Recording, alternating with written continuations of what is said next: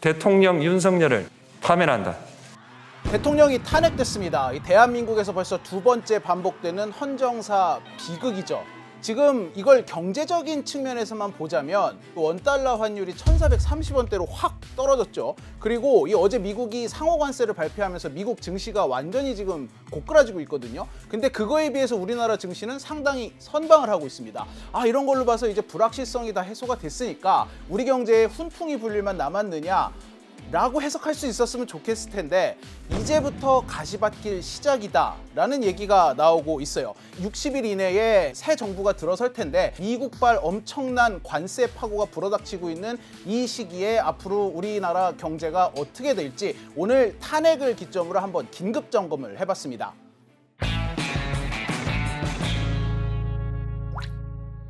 귀에 빡빡히는 이슈 맛집 귀에 빡종원입니다. 우리나라는 이 수장이 없는 상태가 계속되면서 정부 기능이 사실상 마비가 돼 있었죠. 이 시기에 트럼프가 취임을 하고 막 관세 위협을 하고 하면서 야 이거 정부 차원의 대처를 못하는데 어떡하냐 큰일 났다 막 이런 우려가 나왔었습니다. 그런데 어제 상호관세 발표된 걸 보니까 일본 같은 경우도 24% 관세 맞았거든요. 우리나라 25%와 비교했을 때 겨우 1%포인트밖에 차이가 안 났단 말이에요. 사실 지난달에 일본 이시바 총리가 미국 백악관에 찾아가서 백금 투구도 선물로 주고 무엇보다도 1조 달러, 우리 돈 1,450조 원의 엄청난 투자를 약속을 했죠. 그런데도 24% 관세를 맞은 걸 보고 우리랑 별 차이 없구나 라는 생각을 할 수가 있는데 이 1%포인트 차를 엄밀하게 한번 분석을 해보면 그게 그렇게 볼 일이 아니다라는 얘기가 나옵니다. 우리나라는 미국하고 진작부터 전면 FTA를 체결한 나라입니다.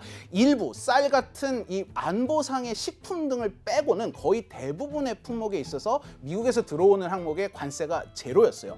그런데 일본 같은 경우는 비교적 최근에 미국하고 FTA를 체결을 했는데 그나마 부분적 FTA입니다. 이러다 보니까 뭐 고기에도 관세가 붙고 미국에서 들어오는 상당 품목에 관세가 붙고 있었거든요. 미국 입장에서 봤을 때 관세 장벽이 사실 일본이 우리나라보다 더 높아요. 게다가 트럼프가 그렇게 강조하는 무역 적자를 보면은 2024년 기준으로 미국이 우리나라한테 660억 달러 적자를 받는데 일본한테는 685억 달러 적자를 받았어요.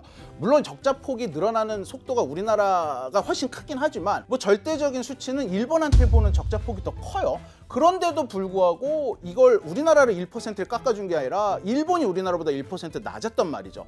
이게 그래서 단순히 1%를 볼 게 아니다. 이시바가 정상회담을 하면서 기름칠을 한 게 어느 정도 작동을 하고 있는 거다라고 보는 이 시선들이 있습니다. 사실 관세 전쟁은 이제부터 시작이에요. 이제 세계 각국이 어제 발표된 상호 관세를 품목별로 산업별로 좀 깎아보고 조정하기 위해서 실무진들의 치열한 협상이 시작이 될 거거든요. 정상끼리 만나서 이런 세부적인 걸 조율하지 않습니다. 하지만 앞으로 정부의 실무 협상을 할 때 이게 보다 스무스하게 돌아갈 수 있도록 기름칠을 해주는 역할을 하는 게 정상회담인데 아직 정부가 새로 들어서지 않았잖아요. 이 상황에서 실무 협상이 먼저 시작될 가능성이 높은데 일본보다 훨씬 더 삐걱거릴 가능성이 높다. 앞으로가 진짜 문제다라는 얘기가 나옵니다. 자, 이제 관세가 가장 시급한 문제다 보니까 조금 요 얘기를 좀 더 해볼게요. 일단 이 한미 FTA라는 협정이 버젓이 있음에도 불구하고 이런 식의 상호 관세를 때린 게 정상적이지 않은 조치인 거 분명합니다. 그럼에도 불구하고 어저께 한국에 매겨진 25% 관세가 그렇게 나쁘지만은 않다. 최악은 피했다라는 분석도 나와요. 이게 무슨 소리냐? 미국이란 시장은 제조업을 가진 전 세계 모든 나라가 들어가서 경쟁을 하는 곳입니다. 그런데 이 세계의 공장을 자처하는 중국이라거나 이 제조업 신흥 강국 베트남에 비해서는 우리나라가 비교적 낮은 관세를 맞았잖아요. 그러니까 미국 시장에서만 놓고 보면 이 제조업 차원의 경쟁에서 가격 경쟁력이 상대적인 차원에서 다른 제조업 강국에 비해 불리하지 않다라는 얘기예요. 그런데 지금 요번에 베트남의 46% 관세 부과하면서 우리나라 삼성전자 어떡하냐 막 우려가 나오고 있잖아요. 핸드폰을 거기서 절반 정도를 만들기 때문에 여기 잘 알려지지 않은 게 하나 더 있습니다. 중국 같은 경우가 베네수엘라 원유의 주 수입국인데 이 베네수엘라 원유를 수입하는 국가에는 미국이 25% 관세를 지금 더 부과를 하고 있거든요. 기존의 관세 20%가 있었고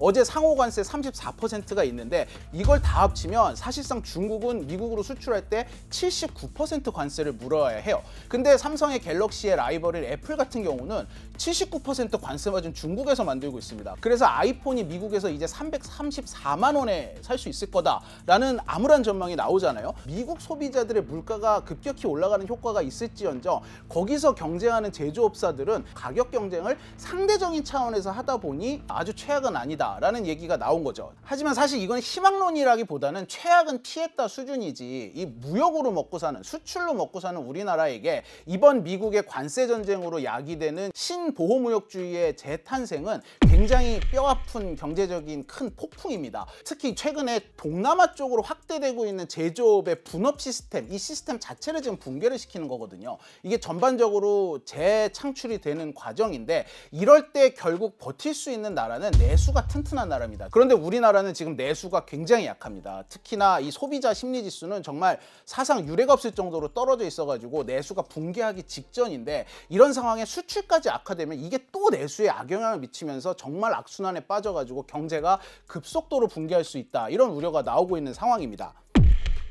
자, 그래서 새 정부가 이제 60일 내에 들어서게 되면 무슨 일을 해야 할 것이냐, 일본의 경우를 좀 타산지석으로 삼아야 될 게 있어요. 일본 같은 경우는 선종희 회장이 가서 AI 분야에 민간 투자를 약속을 했고, 곧바로 이시바 총리가 가서 1조 달러의 이 국가 차원의 투자도 약속을 했습니다. 민관 협력으로 입체적인 지금 투자를 미국이 계속 약속을 하고 있어요.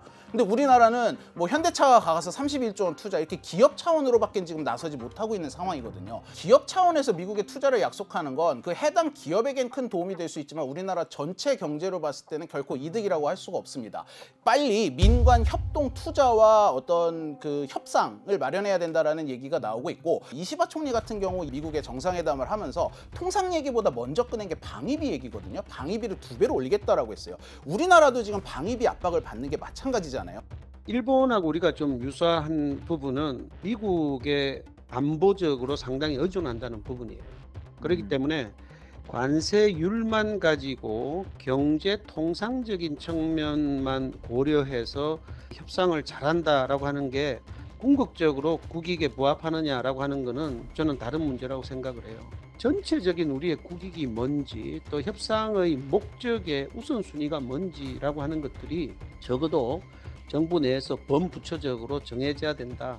미국이 상호 관세를 발표한 이후에 이 달러 가치가 사실은 굉장히 전반적으로 떨어졌거든요. 이 트럼프가 이렇게까지 관세에 집착을 하는 이유가 달러의 가치를 좀 낮추려고 하기 때문이다라는 얘기가 계속해서 나왔는데, 전 세계 경제를 흔드는 미국의 정책이 결국은 우리나라 내부 상황보다도 더 크게 우리나라 경제에 영향을 미치는 시점이 됐다라는 분석도 나옵니다. 결국 이걸 할 수 있는 건 정부의 컨트롤 타워, 즉 수장이 다시 들어서야 되고, 앞으로 들어설 정부가 우선순위를 치밀하게 계산해서 통합 패키지를 만들어야 된다. 정상 대 정상의 원딜 탑다운 방식의 협상을 좋아하는 트럼프를 실무 협상에 도움이 될 수 있는 마사지를 빨리 시급하게 해야 된다라는 얘기가 나오고 있습니다. 새로 들어설 정부가 이런 부분을 좀 시급하게, 이 정치적인 혼란을 좀 극복을 하고 빨리 해결해야 될 부분이다라는 말씀을 드립니다.